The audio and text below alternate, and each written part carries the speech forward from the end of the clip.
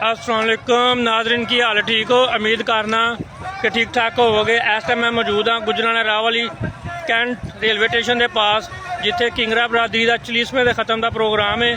तुसीं वेख रहे हो कि दुनिया किन्नी है इत्थे। ते इस टाइम मेरी इतलाह के मुताबिक 50 मन छोटा गोश्त तैयार किया गया है। इस तो इलावा मुर्गा है, नाल वड्डा गोश्त है, नाल इस तो इलावा दूसरे मुरब्बा जात खीर वो पूरा कोई हिसाब सूब नहीं। लेकिन मैं किहड़ा मुकाम देख रहा कि इस टाइम राहवाली की तारीख के सब तो वड्डा 40वें का खत्म है। कोई चौधरी या कोई MNA MPA का इन्ना अज तक जलूस नहीं वेखिया गया कि किन्ना अज तक इन्ना खत्म कर दिता है। राहवाली की मिसाल कायम कर दी गई है। तकरीबन 3 कनाल दे विच इन्हां दा टेंट है कि खाना किया गया है।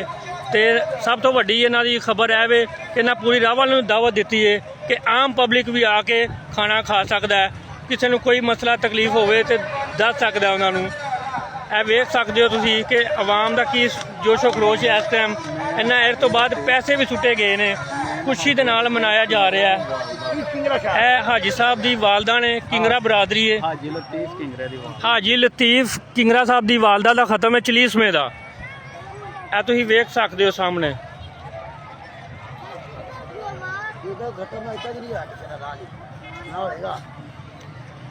इस राय के मुताबिक पता लगता है कि बंदे इतने 70 साल के साढ़े कोल मौजूद ने।